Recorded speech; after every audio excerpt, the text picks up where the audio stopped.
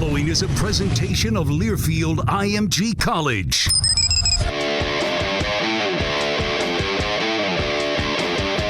From the Georgia Southern Sports Network, powered by Learfield IMG College. Wings up, Eagle Nation! Touchdown, Georgia Southern! This is Inside Eagle Nation, your all-access look into Eagle athletics. Taking a look through all the other action in Georgia Southern athletics this past week. A lot of road action. A lot of teams hitting the old I-16 out of town. Getting on the steel horse and taking us to parts north, south, west, wherever. Can't really go too much farther east. Now let's return to the Learfield IMG College studios. Here are your hosts, Colin Lacy and Danny Reed. That's a fact, Jack. Welcome into another edition of Inside Eagle Nation, episode number 146. We are fresh off the first game for Georgia Southern football. It was a 30-25 victory for the Eagles over Gardner-Webb. It wasn't necessarily the prettiest thing at the end of the day, but you are looking at a 1-0 record going into week number 2 against the FAU Owls, as the Eagles will hit the road down to Boca Raton to take on the FAU Fighting Owls and head coach Willie Taggart. A rematch of last year where Georgia Southern got the victory toward the tail end of the season. It was supposed to be at the beginning of the season. Yeah. You go to the end of the season. At the end of the day, you get a 20-3 victory over a really good FAU team who had a really good defense last year. A lot of that's returning, but we will dive into all of that when we get into the later editions of Inside Eagle Nation. But Colin Lacy, Danny Reed, fresh off game 1. Well, number one, happy Labor Day, I guess. Yes, happy Labor Day to everybody. This is how we honor Labor Day. It's our tradition during football season. We labor. Yes. Whether it's doing a coach's show, now they're on Thursdays now, called Hail Southern Live, or it's in this case doing the edition of the podcast. But just as you were talking about FAU, it was supposed to be the second game of last year. Yes. COVID forced it to move to the first week of December. So because of that, this is the second time that the Eagles are going to play the Owls in a 5-game stretch. Now, granted, it's separated by an entire offseason, but it's strange when you I hadn't thought about that. Get a team that close to the end of the year in non-conference play and then have the same team that close to the beginning of the next season. First time we would have ever gone to Boca Raton. I think it's the first time we're going to South Florida since FIU in 2004. Been down there for men's basketball a couple times, but just haven't been down there for football. We made the trek across Alligator Alley. That was a fun Facebook Live. Unless you were that one person in a toll booth. We got both wins that trip. Went to Florida Gulf Coast when they had that really good team. Yeah. When Joe Dooley was still there, shut them down, changed up some things on defense. I remember Mike Hughes hit a couple long threes. Oh, weird. BJ Gladden hit about a 30-footer with normal rhythm. It is if he was trying to beat the shot clock buzzer, just caught it and shot a 30-footer. I mean, it looks like Mike Hughes shooting threes. And then driving over to FAU, the swim team came in the second half. Because Georgia Southern blew 2 different double-digit leads, but then the swim team got there. Jake Alsmiller got hot. I think he had 5 threes. Georgia Southern got the win, and then we had the long trip from South Florida back home. And now we get to do it with Eagle football. And considering how difficult the schedule is going to get after this weekend, being 2-0 may be a lot more important than just being 2-0, if you catch where I'm going. No, I think you're exactly right. And I think and you and I have talked about this, and it may not be necessarily a popular opinion, but this game kind of feels like a Arkansas State back in 2017. Now, we know how that turned out. He was out of bounds. It should have been an Eagle win, but 16. But even 16. You could say it for 17, too, because that was Georgia Southern's first home game after all the shenanigans with Irma having to move the home game against New Hampshire to Birmingham. And Georgia Southern was the last team to host a home game that year. But it's going to be we'll get there. Yeah, we'll get there when we get there. We'll get there. A lot to cover on this week's edition of Inside Eagle Nation, as pretty much everybody in the fall starting to get ramped up. Men's golf will start their season on Monday at the Gopher Invitational. It's Sunday and Monday, rather. Is that at the Caddyshack course? It's at the Windsong Farm Golf Club. It's a joke. I don't know. It might be the same one. I don't know. I doubt it's at Bushwood, because I don't think Bushwood's a real course. It's up in Maple Plain, Minnesota, so. It better be if it's the Gopher. You better be. Congratulations to Georgia Southern men's golfer Jake Maples getting married over the weekend. Congrats. Mm-hmm. Women's golf will start their reign under Mimi Burke next Monday morning down in St. Simons with the match at Fernandina Country Club. I hear that's a really, really nice course down there. I've not been. I don't play a ton of golf unless it involves a putter, but it seems like Mimi's been here a lot longer than she has just because the women's golf season is a little bit different. They play both in the fall and in the spring. Yeah. So you can get caught up in just how long she has been here, but her tenure officially starts in St. Simons, which, rough life. Yeah. Good for her. Odd that down at Frederica and Fernandina, the tournament is actually hosted by Augusta University. Well, I would suspect that Augusta National is probably unavailable. I would love to go in the Masters one day. When I was I've told this before, with the Charleston River Dogs, the hotel that the team would stay at in the South Atlantic League, we would have to go by Washington Road. We would drive by the course every day. And I could see in the main gate, I could kind of see the outline of the famous flowers that gets put up on CBS every year. But there is an ordinance in the city of Augusta that the tops of buildings cannot be over the tree line to see into the golf course. So that's how protective they are. You would of those think grounds. somebody by now would have found a loophole to that. I found that out about 10 years ago. I didn't believe it, but one of our utility guys, huge golf fan, and I think that his dad had told them that, and he shared that with the team when we were there, because Charleston and Augusta only separated by a couple hours. So we played Augusta about 40 times. But that was a very, there's Augusta National. Just drive by it. They never invited the River Dogs in. Well, no. Different kind of grass over there. Women's soccer had a news note come out earlier on last week as Marcela Montoya was named the Sun Belt Conference Offensive Player of the Week, and that's what happens when you have the first hat trick for Georgia Southern since 2015. She had 4 goals in a span of 2 matches, and she had 5 all of last year? She had 4 goals in the first part of the season. I can't remember if it was 2 or 3 matches, but that was during the Charleston. That was the Charleston swing that Chris Adams just happened to put together. Correct. And they actually finished up the Charleston swing. They had 3 games in Charleston in their first 6 matches. Not too bad. I wonder how much they went and stopped on the side of the road for truffles or I don't know if they got any pies. Apple pies. We gotta send Christine another cheese one. grits. Oh. But they had some success in Charleston again with a 1-0 victory over the Citadel. Megan Prisby had the header to put Georgia Southern ahead for good at 1-0. They continued the 3-game road stretch in Alabama as they fell 1-0 to Jacksonville State on Sunday. They got 2 matches coming up this weekend. The beginning of a doubleheader on Friday afternoon. It's a 4 p.m. kick as they will face off against the mighty Stetson, and then they head up the road to Macon to face the Mercer Bears at 6 p.m. Get your Hatters going on. That's a big one coming up this weekend. Chris Adams and Georgia Southern women's soccer against the Stetson Hatters. Another kick. Congratulations to former Georgia Southern football staffer Brian Brown. Savannah native picked up his first win as the head coach at Stetson. They play in the Pioneer League. They were victorious last weekend. There you go. Bring it all together. We're on tonight. We are on fire tonight. Men's soccer has their tough schedule continued. Tough for me to say. As they fell to number 6 North Carolina 3-0 in Chapel Hill on Friday night. Bounced back with a 2-0 clean slate win over Wofford. They will return home Friday. In the back end of that doubleheader, they will face North Florida beginning at 7 p.m. 300th win in Georgia Southern men's soccer history. Head coach John Murphy, his 100th career win as a head coach. It's always nice when the milestones kind of even out for each other. Yeah. Get 2 birds with 1 stone. I remember the one year where this had to be 20-some years ago when Sammy Sosa was going on for his 500th home run.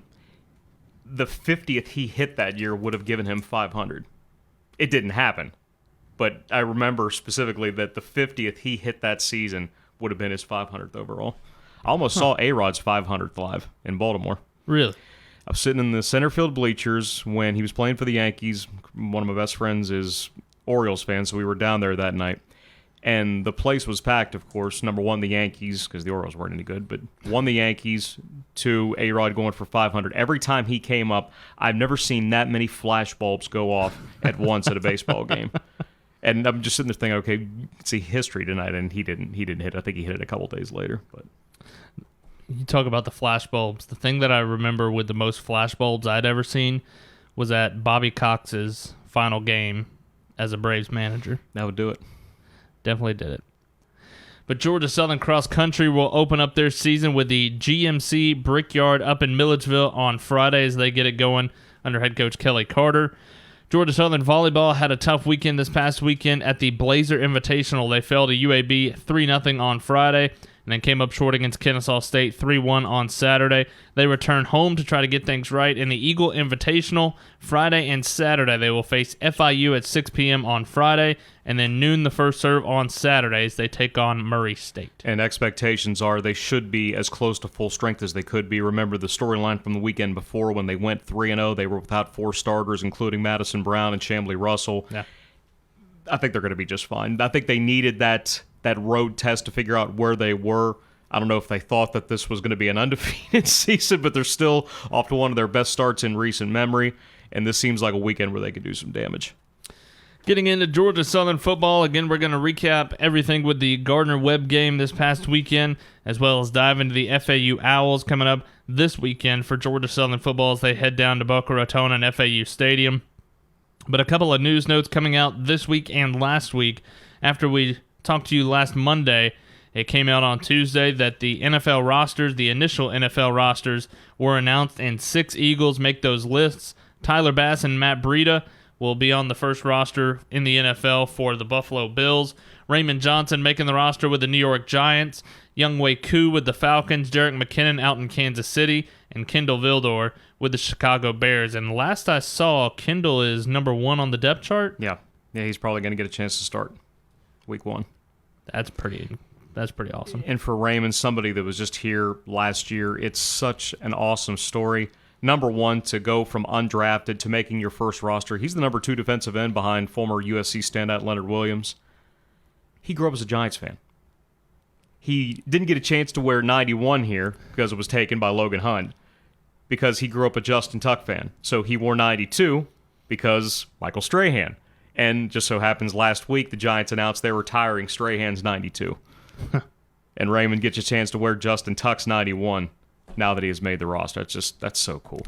All comes full circle, it seems. Yeah. It all worked itself out. And it isn't just something where they were weak at that position and he found a way. Look, there's a chance he gets pretty good reps. Yeah. As the number 2 defensive end. And look, the Giants are a team that they've struggled in recent years, still dealing with a quarterback transition. Daniel Jones is going to be in his 3rd year as a starter. He was a first-round pick out of Duke. Saquon Barkley, of course, had the terrible injury. It sounds like he may be as close to full go as he can be by their opener, but at least after Georgia Southern games on Thursdays or Saturdays, get a chance to watch another NFL team on Sundays with the other 5 that we'll be able to keep track of. So again, Bass and Breida up in Buffalo.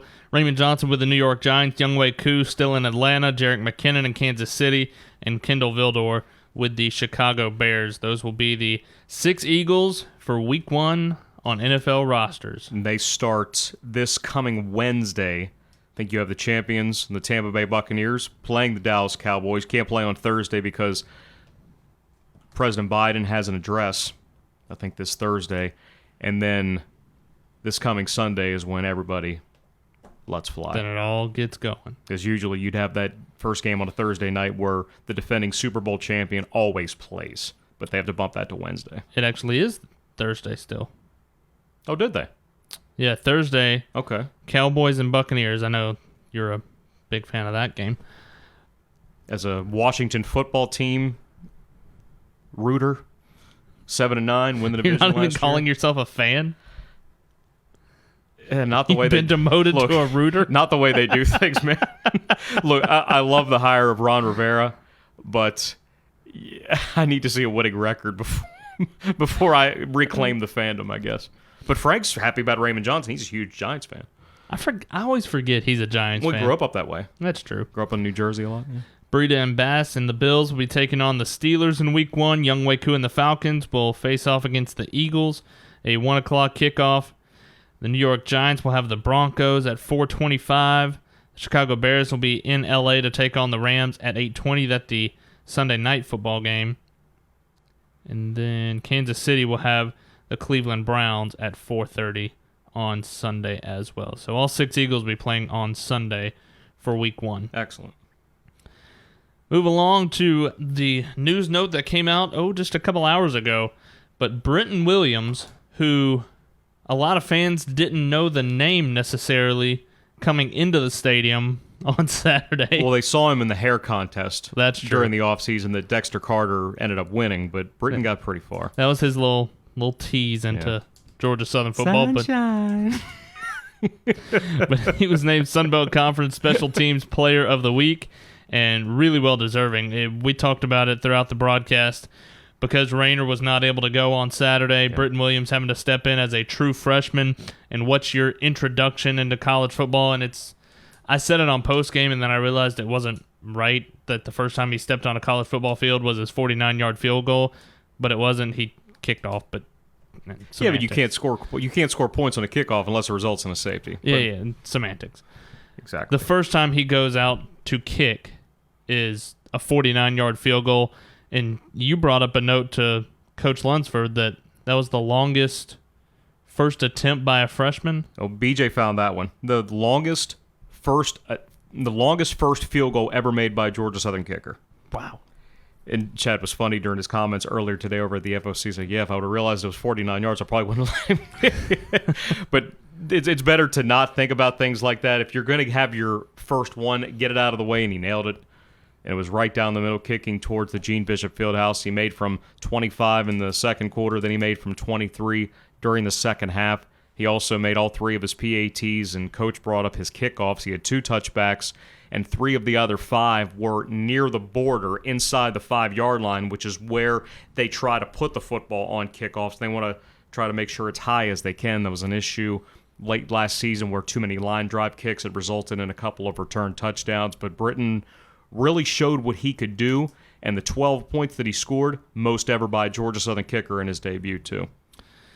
The thing that I really liked that Coach Lunsford talked about at the press conference earlier on this afternoon was how he was talking to Britton. I think he was telling him about it was the longest first attempt by a freshman, and Britton goes, "You just told me to go kick. I didn't really know how long it was. I just went out there and tried to kick it as hard as I could." He probably got there, saw where Anthony Beck was putting his fingers down, then he looked up and said, dang, that's kind of far away. We've seen him make 55-yarders routinely. Yeah. He and Alex Rayner both, and we hope that Rayner's able to come back this weekend against FAU. We don't speak too much about kicking competitions, but maybe there's one brewing because of that kind of success and getting the initial laurels that he was able to do. And Britton is somebody that you and I have talked about, not necessarily on air, but we've talked about being at practice and seeing, because Coach Lunsford and the staff do something that's kind of cool, and I haven't seen it done a whole heck of a lot. They call it, what is the... Last kick in the world. Last kick in the world. And it's really early in practice, maybe first couple of periods. And so what they do, you line up for a 50 plus whatever. It's a long kick. It's 45 plus every time. And they get everybody on the team to circle around. Make this nice little corridor. Yeah. All you have to do is enough room to kick the ball. Yeah, you've only got about 5 yards on either side. And then everybody's screaming and yelling, and Coach Lunsford talked about it. You try to put as much pressure as you can simulate on these guys, and Britton is somebody that has knocked down 55-yarders before with pretty relative ease. In the last couple of years, that's how they've closed practices. Yeah. But this has been something where they've done it within the first, it seems like it's about first 2 or 3 periods where as soon as he yells out, last kick in the world, everybody lines up real quick. Britton typically makes it, then they go to individual, and then 2 hours more. I like the ones where later on in the season to try to change things up and they get linemen to try to kick. That's my favorite. Oh, man. Somebody made it last year. Was it Raymond? I think it might have been. Oh, that's going to bug me. Yeah. There was somebody that nailed it. Have to ask Chad about that. Yeah. But congratulations to Bretton Williams, a Sunbelt Conference Special Teams Player of the Week. First one for Georgia Southern since Caleb Hood last year when he returned his 49-yard punt return for a score against Florida Atlantic. Tie it all together. We're on this one. Tie. No, you're right. Okay. Yeah, you're right. Which one's mine? Yeah, that's why we're on radio. We don't deal with all these cameras and nonsense. It is nonsense. If you have any questions about the Gardner-Webb game, looking forward to FAU, you can chime in on Facebook. Got a couple of comments already. Miss Tina saying that she's been looking forward to this all day. And somebody very special has popped onto our Facebook Live. That could be... Probably not who you're thinking. No. Miss Stephanie Sloan. She just says hello. But you, my friend, almost backed us into a corner. Because I have a way. Because when we went to go meet with Scott Sloan on Thursday, he had 2 extra pieces of the honey bun cake. This world-famous honey bun cake that you've probably seen the last 3 years plus on social. Well, if it's anywhere around me, you're not going to see it anymore. Well, that's why it was on the table, and we didn't realize what it was because there was tinfoil on top of it. He gave us those 2 extra pieces. Because she was bringing... We were in with him. She brought in an entire another tray. I guess it was for one of the defensive backs. Didn't get into a whole lot of detail, but there were 2 servings left, and we got those while we were talking to him. Right. We had never had... You had never had it, right? I had seen it. I saw it earlier when... The defensive backs were over at his house. They were playing Jenga, and I think Tyler Bride won, and then they all had honey bun cake, and it looked like a lot of fun. Right. I'd never had this until we left. I got back to my truck, and I was like, okay, I got to see what all this hubbub is about. All of the hubbub does not do it justice. My goodness, that was the greatest thing I think I've ever eaten. It was absolutely fantastic. And then... we go to Hail Southern Live that night. She shows up. She had 3 more trays. No, I'm just kidding. No. We might still be comatose on that one. But she goes, well, how was it? And you, my friend, said, you can never bring that back. And I looked at you like you had 3 heads. And I definitely didn't eat it in 2 bites. Definitely didn't. That definitely didn't happen. No, of course not.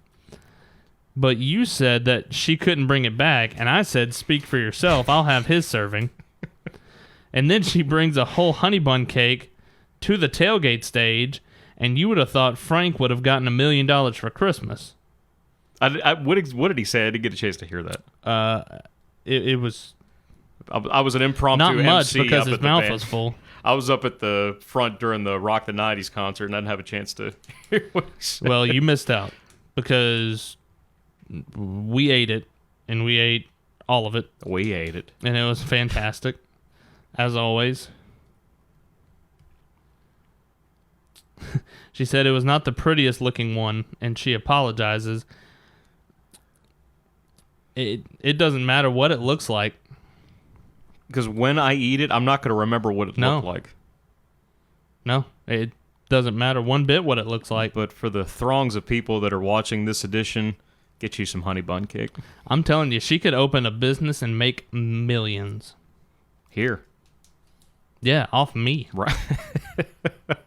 Anyway. Just put up a stand right by the charter flight this Friday and just watch the money go out of people's wallets. She doesn't take charge either. It's all cash. Yeah, no. I'd be broke. Anyway, enough of that side tangent. That was good. But... you look back at the Gardner-Webb game for Georgia Southern football, it ended up being a 30-25 victory for Georgia Southern over Gardner-Webb. And part of the story, and we talked about it at halftime, Coach Lunsford mentioned it to Russ going into halftime. Every drive that Georgia Southern had in the first half, you scored on. Mm-hmm. Granted, it was a 49-yard field goal by Bretton Williams. Gerald Green punched in a touchdown. Cam Ransom hooked up with Chase Hancock for a touchdown, and then Bretton Williams with a 25-yard field goal. You score on all 4 of your drives. That's another thing. Only 4 drives the entire first half. Right, but you ran about 197 plays. 46 snaps, which could not tell you if that's ever been done in Georgia Southern history. I'm not going to look that one up. Did have 103 plays against East Carolina 35 years ago or so. Good night. 103 plays in one game. So I'm going to guess... regulation? In regulation, yeah. Good night, I'll live. That was during the days of Tracy Ham. Whew. Bet you he was tired after that one. But I'd have to... that would be the one where I would start. And it hasn't happened very often where Georgia Southern has run this many plays that quickly. But new tempo, with Doug Roos finally getting to call his system instead of the last 3 games where you were making it work with what was installed. But enough was there to say, let's ramp it up a little bit and run this attacking no-huddle style. And it resulted in a lot of quick snaps. And Coach Lunsford talked about it today at the press conference that it wasn't a great first half, but it was a good first half when you score on 4 out of 4 drives. That's exactly what you're looking for. You're looking for points every time you get the ball. You got it in the first half. Would you have liked to got a touchdown or two extra? Absolutely.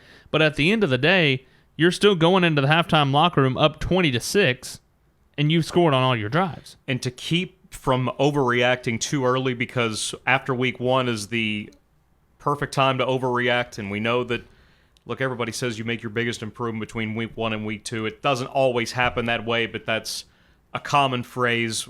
It's going to happen this week. We'll find out when we do this next Monday. But the first half, mentioning Georgia Southern's 46 plays, Cam Ransom, his first official snap on a 4th down and 2 from the 17. That's another part. Georgia Southern went for 4 fourth downs in the first half. They hadn't gone for it that much on 4th down period in 6 years. They did it in one half.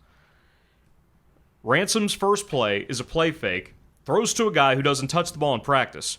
The only way Chase Hancock touches the ball is if it goes to the trophy case. Catches a wide-open 17-yard touchdown pass, first of his career, and it's from a lefty, which hasn't happened here in more than a decade. And then he leads the 2-minute drill going 5 out of 5, hitting Bo Johnson 3 different times, thankfully to have Chase and Bo back after their season-ending injuries last year. And defensively, just 124 total yards for Gardner-Webb, primarily because of running so many plays and keeping that offense off the field. But a third of that came on that one touchdown pass that gave the Running Bulldogs the lead. Outside of that, Georgia Southern played a good half. I think if you score a touchdown on that final drive of the second quarter, it may have been a great half. Yeah. It borderline would have been, but they wanted to make sure they got something, considering they were getting the ball to start the third quarter. It was good. In the second half, though, we saw the things that have been holding the team back a little bit in 19 and in 20. You had a chance to finish off Gardner-Webb, and you didn't do it. And they admitted that. Yeah. Everybody we talked to, and Coach Lunsford said he didn't have to say anything in the locker room. This was player-led. We talk all the time about having a player-led team. They did it. They stepped up. They're the ones that said what needs to be corrected. No celebrating. Yeah, you won by 5. And you celebrate the fact that you're 1-0, but understanding that this week it gets amped up quite a bit against an FAU team that you beat last year. But in the second half, opening drive, if that's a touchdown, maybe it's blowout Jones. After that, Gardner-Webb has to punt back. Maybe the next drive, if you score there, could be a blowout. But as soon as Gardner-Webb went 90 yards in those back-to-back plays and got it to an 8-point game, it was kind of game on. And Coach Lunsford brought up the point where he thought the momentum changed, and I hadn't really thought about when it actually shifted, because you felt like going into the locker room, again, you're up 20-6 at halftime. You felt like Georgia Southern had the momentum on their side. It's not exactly what you were hoping for, but you're still up 20-6. You feel like you have the momentum going in. You're getting the ball coming out. You had outscored them 17-0 in the second quarter. Correct. And then you come out in the second half, and the momentum definitely changed to the Gardner-Webb side. It was just a matter of when. And I think Coach Lunsford was right on the money. It's when Cam Ransom was trying to run for the first down, it looked like from our vantage point that he had gotten the first down, but after looking at it on replay, the ball popped out of his hands before he got to the first down, fumbled it out of bounds. One of these deals. I think they would have had to measure it, but once it gets fumbled, it goes back to that, and there's nothing you can really do about that. And so that's when it kind of felt like, and that was a 4th down play, so it was a turnover on downs to Gardner-Webb. That's where it felt like the momentum started to shift in the way of Gardner-Webb, and then they just kept running with it, and not in the sense of actually running with it, because they were using a lot of short passes, and then using the short pass to set up the long balls that they threw. And Coach Lunsford talked about it again earlier on this afternoon, how the 3 long balls that they had, if you don't have those, it's a completely different game. The same thing happened against Campbell to start last year, but Georgia Southern was the one that had to rally, and they did, to win by 1 point. Granted, 33 guys missed that game. You were down to your 3s and 4s in several different positions on defense that affected things. But it's also the first game of the season. Whether you're healthy or not, you don't know what it's going to look like because the opponent changes, the atmosphere changes. You had 100% capacity. Hadn't had 15,000 people in that stadium in 2 years.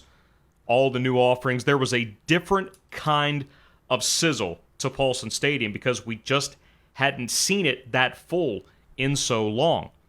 But they hook up 3 times for 40+, once for 50-plus on that double pass. That's what got it to 20-12. That's what hampered that pass defense at the beginning of last year. You think about those 3 games, Campbell, Louisiana, and then ULM. Georgia Southern was giving up nearly 300 yards a game through the air, just through those 3 games. Yeah. But then they got it fixed. Derek Canteen became a freshman All-American. Justin Birdsong emerged. You got Kendrick Duncan back from injury. Anthony Wilson became a guy that could be trusted. Darrell Baker was solid for 13 games last year. But in this instance, Gardner-Webb found that its quick passes could get that secondary to respect it enough, and as much zone coverage as Georgia Southern runs, he found those 12 to 17-yard routes a little bit later, and he also hit 4 of 40-plus. Well, they hit 4 as a team, 3 of them coming from Fisher. And then offensively, 5 of 5 in the red zone is terrific, but only 3 touchdowns. You're an option team. You know that's got to be at minimum 4. You had 1st and goal at the 5 late in the third quarter. That just becomes a field goal drive. At any of those points, you feel if you get into the end zone, you may put it away.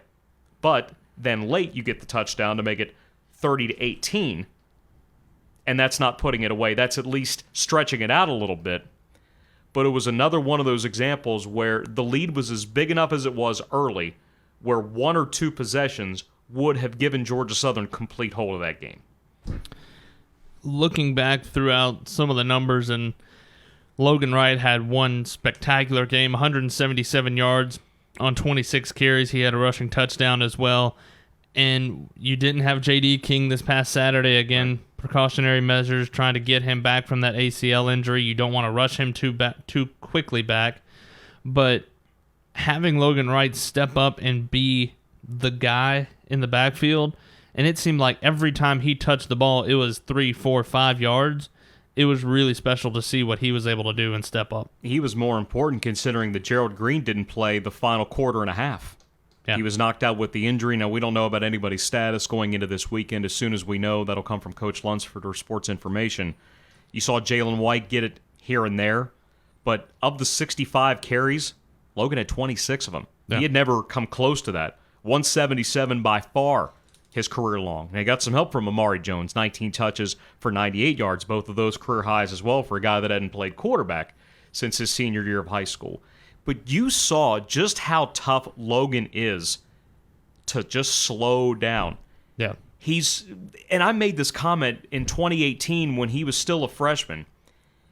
He's 6 feet 230, and he's so broad everywhere, there's nothing to grab. If you grab something, you're going to slip off of him. And he's fast enough where it looks like if you try to stop him, he's going to crush you. Yeah. He's one of the most put-together running backs that's been here because he combines that power with that speed. And so many times, it's that Adrian Peterson element where he's going to gain something. And AP had that crazy stat. I don't think he got tackled for a loss his first 2 years here. Something like, I'm probably butchering that, but Logan's been tackled for a loss 7 times in 200 and some carries in his career. You just don't get him behind the line of scrimmage. Now, one of those happened on Saturday on the 3rd and goal play where Coach Lunsford said, look, we get that D lineman take care of, it's a walk-in. Yeah. That touchdown gives you the firm grasp, and it gives you the blowout. But instead, it's another one-score game, and this time, Georgia Southern was able to hold on. The thing that you take away from Saturday, and you touched on it a little bit, that Coach Lunsford walked into the locker room not knowing what necessarily to expect, but he had walked in to hear the guys talking about what they had to correct, what they needed to do, so he didn't have to go in and essentially break up a celebration. 1, that's good to see. And then 2, being able to see that's game 1. Let's step back. Take a minute. This is where you need to breathe deeply so the overreaction doesn't overwhelm what actually went on. Yeah, give me a 30. Let's make it a full start. Is it what you wanted to see? Absolutely not. No. Everybody would tell you that. But at the end of the day, it's game 1. You're going into game 2, and yes, it's a much more formidable opponent. It's a very, very strong defense that FAU has. We'll dive into that a little bit later on. But it's not like these guys are content with what they saw on Saturday. you saw a lot of individual performances that you can be happy with, and we've spoken about those already. Yeah, I mean, you had 500 yards of total offense. On 85 plays. Georgia Southern hasn't done either of those in 4 years. You got to go back to the 2-10 season of 2017, last time of 85 plays and 500 yards. It was up-tempo, more plays, more yards, more points. Georgia Southern got to 30, and typically that's been good to the Eagles since moving up to the FBS. But as a team, they'll tell you that the only thing that they're happy about is the fact that they won the game. Yeah. They want to get to a point where they can put people away and let that mentality carry them through the rest of the season, because if this continues, you saw it last year. Look, I know that there were so many things that were going on last year with COVID, but if you don't put teams away, sports has a way of working itself back around. It takes what it gives. You think about last year, Army, Georgia State, App State. 3 games where the Eagles could have put all of them away. And maybe you're talking about a 10 or an 11 win team. You had so many close games earlier last year. Those ended up being 3 at the end of the year that they couldn't finish. Maybe if some of the games earlier in the year would have been wider margins, maybe if a mentality had been tapped into and maybe deployed a little bit more, you're talking about a different result. But let's not act like 8-5 and a bowl victory was bad. But even they would say, we had a chance to really do something last year, and maybe if they can get to that point this year, that can be the something that they were looking for. Put Gardner-Webb to bed. It was a 30-25 victory over the Gardner-Webb Running Bulldogs. The Eagles 1-0 going into their first road trip of 2021. It's against the Florida Atlantic Owls down at FAU Stadium in Boca Raton. Hootie hoo. Oh, that's kind of yeah, no, that's the other way. Yeah. We'll see them in baseball.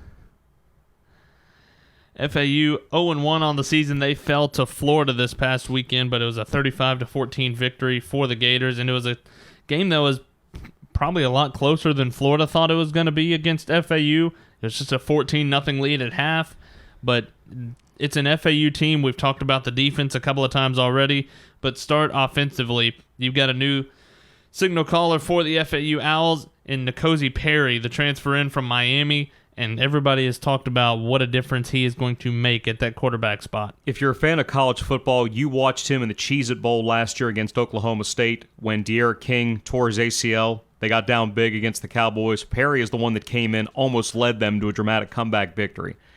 But he was also the guy that De'Ara King was brought in to replace. Now, he was fine. 24 touchdowns, 10 picks in his career there, but he only completed 52% of his passes. He is a capable dual-threat guy, but he is more of a passer than a runner. And unfortunately, his offensive lines have not been very good in his career, so he's had to take a lot of hits. He got sacked 6 times on Saturday against Florida. He also lost a fumble.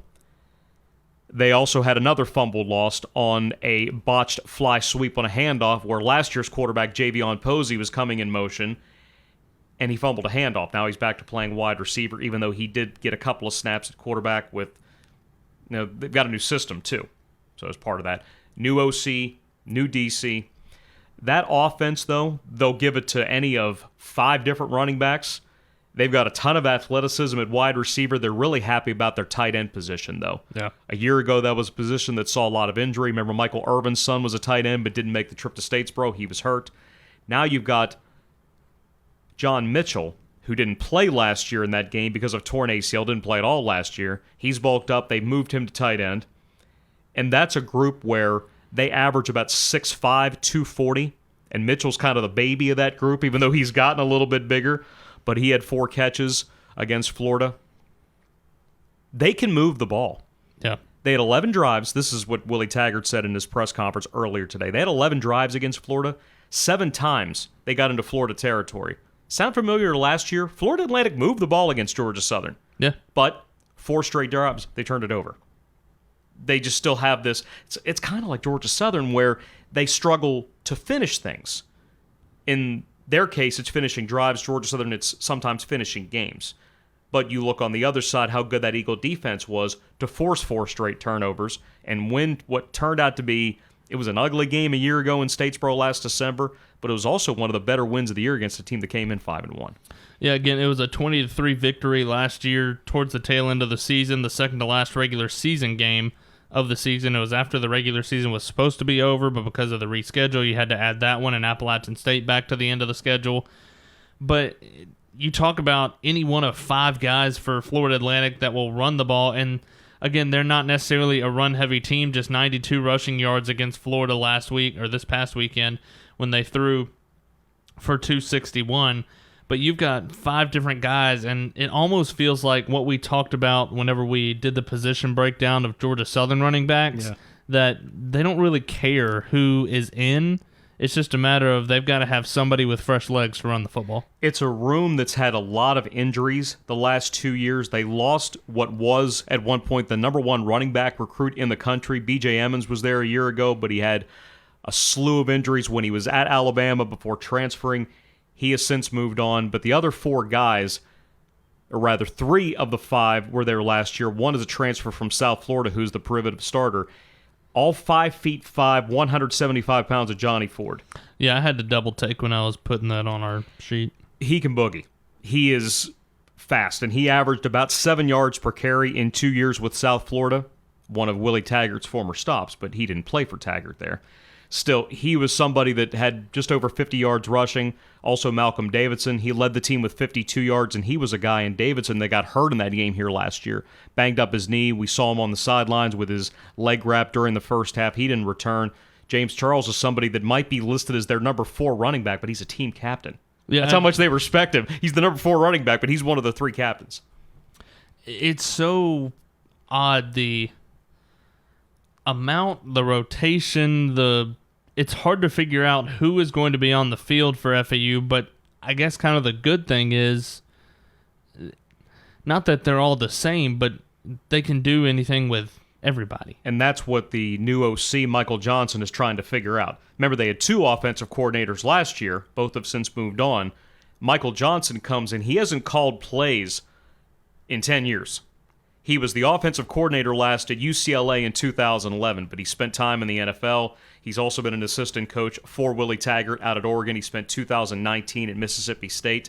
His son, Michael Jr., is the number 3 quarterback, transferred in this year from Penn State, part of that 4-man competition during the fall. It was believed that N'Kosi Perry had the leg up, and correctly, he has won the job, and he's the best one that they have. Yeah. And his numbers were solid. If he hadn't gotten sacked 6 times, maybe FAU could have made that a much different game. Offensively, though, they look a lot more fluid than they did in that game in Statesboro last year. With Posey, you had an athlete playing quarterback. He could run, just not polished as a passer. They do a lot of pre-snap movement, very Matt Canada-like. Remember when he was at LSU and also at Pitt and Maryland, now he's in the NFL with the Steelers. They try to deceive you with a lot of movement. They'll do a lot of RPO. They'll go no huddle. But with all the window dressing, they had 2 delay of game penalties, and they had to call 4 timeouts last weekend. So it's almost as if paralysis by analysis, where we do too much and we lose sight of actually trying to get the ball downfield. Yeah, and you wonder how much of that is just working out the first game, sure, but also how much of that is just something you're going to have to deal with what you run. I mean, at the end of the day, there are some teams that are fine if you have to take a delay a game penalty per game and use 3 timeouts in a game every game. That's not exactly what I would go for, wow, but it's definitely and I go back and forth of trying to convince myself if this is a similar offense to what we saw last year or if it's a different offense from what we saw last year, because like you said, it's a lot more fluid and a lot more of a well-oiled machine, but then you get things that look very much like it did in Statesboro last year. It's like trying to decipher, in our case, is Doug Ruse's offense that much different from Bob DeBessa's? There are wrinkles, there are some schematic things that make it look different, but at its core, it is still gun pistol option. This is still zone read, RPO. They do some exotic things, but the fact that Perry is an actual quarterback and not Posey trying to just run the offense as the quarterback gives them a dimension that they didn't have last year. Flip it over to the other side of the ball on defense. This is a defense that has a lot of experience on it and a extremely veteran group. that has a lot of playing time, and you can have a lot of games under your belt without a lot of playing time. This is a defense that has both. And another new coordinator. Yes. They're still running a three-man front, but Jim Leavitt, now working at SMU, enter Mike Stoops. This was a pretty big hire. Former head coach at Arizona. Of course, he was at Oklahoma as the defensive coordinator under 2 different stints for both Bob Stoops and Lincoln Riley. Last 2 years, where was he? He was at Coaching Rehab University as an analyst for Alabama. So we're going to see another one of those later this year against Arkansas State when Georgia Southern plays Butch Jones. What did you just call that? Coaching Rehab University. That's fantastic. But I'm going to harken back to the LSU game from 2019. Not because I want to talk about what happened that game, but I want to talk about the scheme that LSU used. Dave Aranda at that time was the defensive coordinator. We talked a lot that week about them using what's called a tight front. Now, it's a 3-4 defense, which means 3 defensive linemen. But what they do, or what they did, and what Florida Atlantic does, they're going to take their defensive ends, Jalen Joyner and Jaden Wheeler, and they're going to play them on the inside shoulder of the offensive tackle. So for a team that's going to try to run the option, establish that belly, the dive, the zone, whatever you want to call it, what the Eagles do with that handoff out of the gun and the pistol, they're going to try to take that away, similar to what Samford used to do with their Bear defense. Now, they're not going to be that close together, but the idea is play them on the inside shoulder to take care of the interior. They believe they have enough speed to beat you to the edge. That's where the 2 overhangs come in, the 2 outside backers and the 3-4. So they think, okay, we're going to take care of the inside. We're going to bait you to running off tackle and around the end. Well, we've got backers there. We've got experienced defensive backs that are coming up and that are waiting for you. So that's how they try to get you to run what they want you to. There was a pretty important note that came out of Boca Raton earlier on this afternoon. Yes. Willie Taggart's press conference is very early in the day on Monday, which helps out us a lot. Appreciate you. Yeah, thanks. But Chase Lasseter, their top tackler from a year ago, he was out with COVID because in the Florida game, yeah. And it was kind of up in the air of whether that was still going to be the case coming into Georgia Southern. But Willie Taggart said no, he will be available for the game against Georgia Southern. So he will be over on that Sam linebacker side, and he's one of those guys that, yes, Florida kind of did what they wanted on the ground, but he's one of those guys that can be a game changer, just like you talked about dissecting their defense. He's one of those guys on the overhang that is going to step up and plug those holes. And he changed positions. He was playing in the middle last year in Statesboro, but they moved him to the outside during the offseason. I don't know if he would have kept Florida from rushing for 400, but you'll never know. Yeah. And a lot of that came late. Their backup quarterback had a 73-yard touchdown run, one of their last couple of drives, to make it look a lot better than maybe it was. But that's an FAU defense that didn't get run on like that last year, except for they played Georgia Southern. Knock on wood. But anyway, Lasseter, 72 tackles last year. That was 14 more than anybody else. And even though he's playing a new position now, that game in Statesboro, he had 15 stops last year. Yeah. So it may not matter where he plays. You know that Georgia Southern has to account for him regardless of whether he's starting or whether he is simply being ushered in as part of their linebacker rotation. You look throughout this 2-deep on the defense, and one, you kind of broke down the defense a little bit, but it's also strange to me that they have 12 different positions that they list on their 2-deep. Can't play them all. No, you can't. They've got the star position that's your hybrid. Is your hybrid between D-line, linebacker, a little bit of everything. That's when they go 4-2-5. They will run a 4-man, and that's the star guy will come in and be their extra defensive back.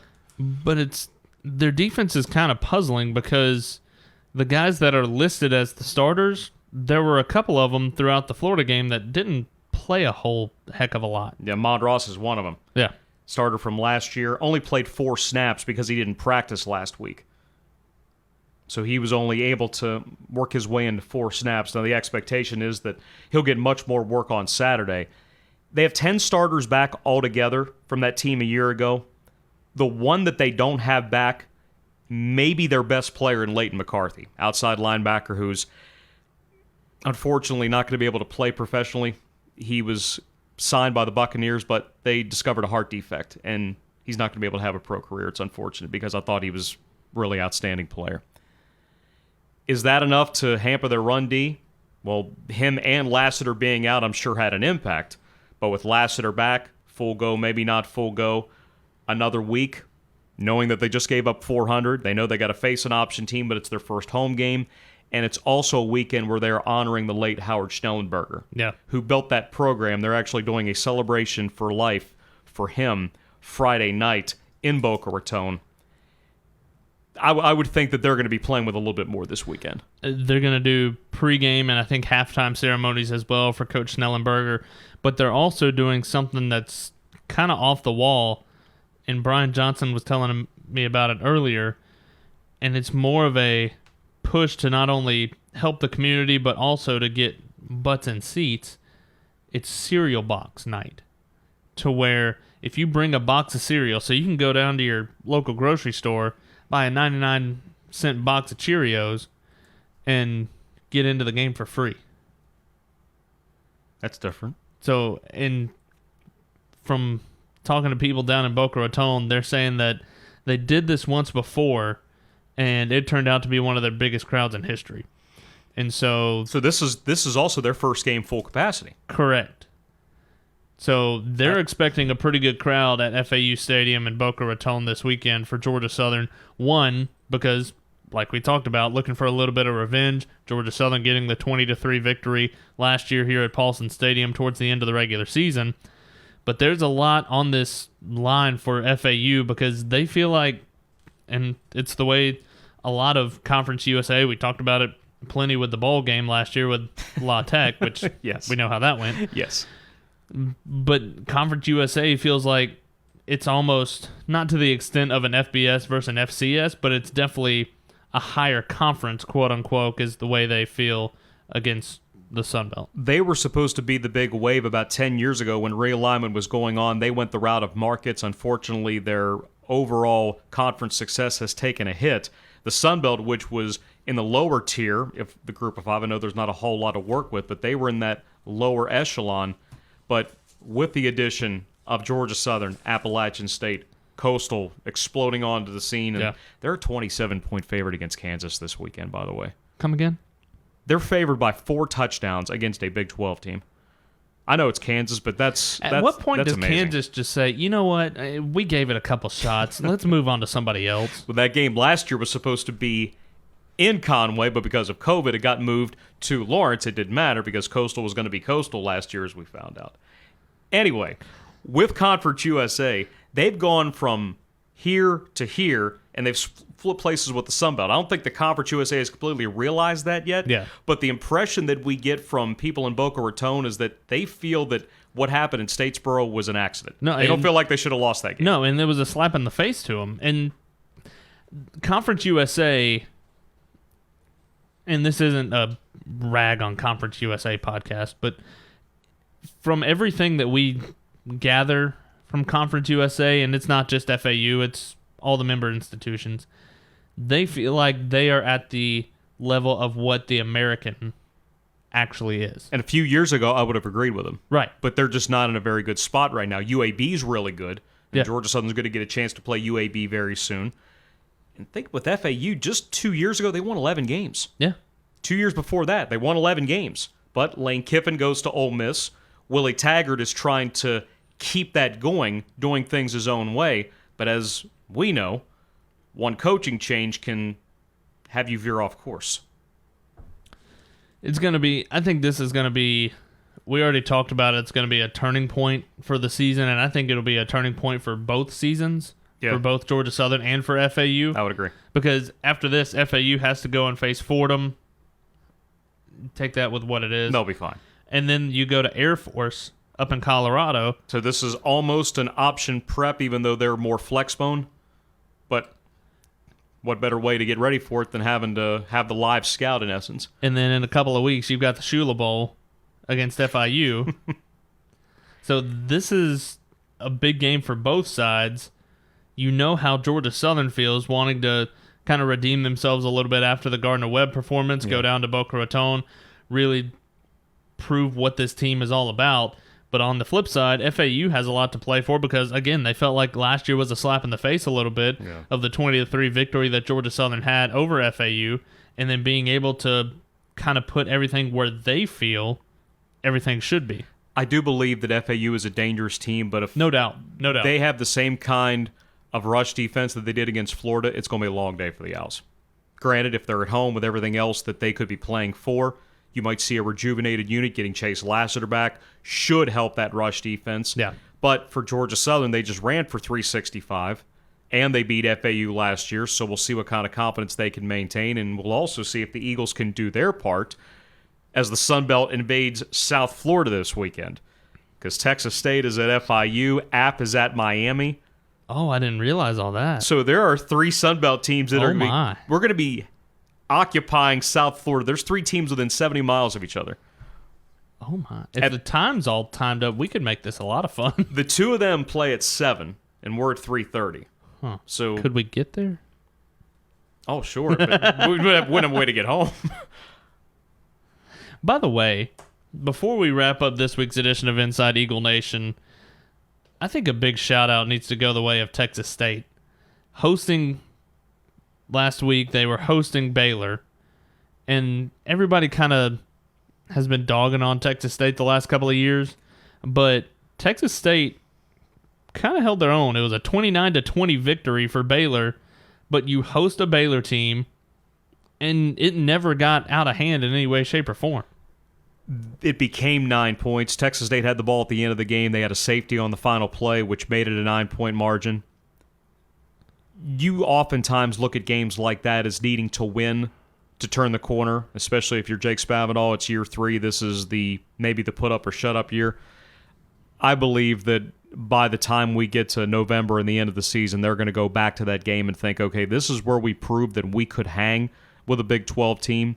I still think that they're a dark horse in the West. Oh, no doubt. And look, Arkansas State's going to get a lot of love because of the athleticism they have out there. I think that South Alabama got it right with Kane Womack, and they have a chance to be 3-0 because they go to Bowling Green this weekend, and then they have an FCS game the following weekend at Hancock Whitney. So there's a chance they are 3-0. Alcorn State. Okay, so and Bowling Green has not been very good for really ever since the GoDaddy moment when Georgia Southern beat them, so you're welcome, I guess. So they've got a really good shot to be 3-0, and who knows with ULM. They finally took a lead against Kentucky, but didn't do much else after that, and with Coach Bowden passing away and Terry Bowden leading the team and Rich Rodriguez as the offensive coordinator, I would like to think that it clicks because that's a situation that needs to have some happy days. Yeah. And then in the East, and just whatever day it is. Sometimes it could be App, sometimes it could be Coastal, but don't think that Troy, Georgia State, and Georgia Southern are just going to go play in the corner and say, you guys duke it out. We'll just do what we can and try to get to the we'll bring up the rear. To the Montgomery Bowl. No, that's not how this season's going to pan out. Quick look at what Sunbelt teams panned out this weekend. Coastal Carolina had no problem with the Citadel, 52-14. Appalachian State had a really good performance against East Carolina, 33-19. Both of those games on Thursday. Appalachian State looks really, really good, much improved from a year ago. And to say last year was a down year, I think a lot of people would take that as a down year. But a big matchup in the top 25. Number 21 Texas defeated Louisiana 38-18. Kentucky defeated ULM 45-10. Army no problem at all with Georgia State 43-10. Baylor again 29-20 over Texas State, and then Arkansas State handled business against Central Arkansas 40-21. Troy no issues with Southern University 55-3. A lot of touchdown men of Troy there. And then South Alabama with the 31-7 victory over Southern Miss wraps up the Sun Belt Conference. By the way, a quick note on Barry McKnight at Troy. They officially dedicated the home radio booth, the Ralph Black booth, the late voice of the Trojans that preceded Barry, and there was a really nice photo up on social within the last day or two of Barry receiving a Troy helmet from Director of Athletics Brent Jones, a former Georgia Southern staffer, and everything that everybody has said about Barry is correct. He is an outstanding ambassador for that university. He's one of the best you're going to hear, and he's also one of the top people that we come across. Without a doubt. I always love seeing Troy in any sport because that man does not have a bad day. Well, there's something about going to Troy when you're driving in the middle of nowhere and this gorgeous campus just pops up and you've got a lot of different eating options. We've made so many friends in Troy, mostly because of the Barry impression, but it is a place that we always enjoy, and anytime we see Barry and Jerry, you can't help but be in a good mood. No doubt. But That will wrap up this week's edition of Inside Eagle Nation. This weekend, Georgia Southern at FAU. First road trip of the season as they head down to Boca Raton. 3:30 the kickoff from FAU Stadium. We'll be on the air with the Cutwater Tailgate Show starting at 1:30. Band travels for the first time this year. We've got a new city. We've got to find somewhere to eat. Didn't you tell me you had found a couple of places? We're taken care of. Okay. A big shout to the voice of the Owls, Ken LaVicka. He's on the air right now doing the Florida Atlantic Coaches Show, but shout to him for the assistance, and be nice to see him. He's a wild child, but he's You want a to talk good about dude. somebody with a lot of energy? My goodness. Former Sun Belt team. Florida Atlantic was in the Sun Belt for almost a decade, and he remembers his time with a lot of the guys that we work with now very fondly, but since they made the move to Conference USA. But again, 3:30 the kickoff down in Boca Raton. We'll be on the air at 1:30 with the Cutwater Tailgate Show. Make sure to check out this week's Hail Southern live from Bishop Fieldhouse. It's a 7 to 8 p.m. on Thursday evening over from Bishop. Blue Mile Catering is taking care of the food and the drink. Just show up. We'll take care of you. If you need the family taken care of, you can play on the field. Lights will be on at the stadium. Not going to get a whole lot of opportunity to see Coach Lunsford live, still dealing with some COVID issues in the community, but this is one where no tickets. Show up at 6:30 when the doors open. We'll talk Georgia Southern football, and then we'll be on our way to Boca. Until Thursday, for the voice of the Eagles, Danny Reed, this is Colin Lacy saying so long, everybody. You've been listening to Inside Eagle Nation, powered by Learfield, the official podcast of Georgia Southern Athletics.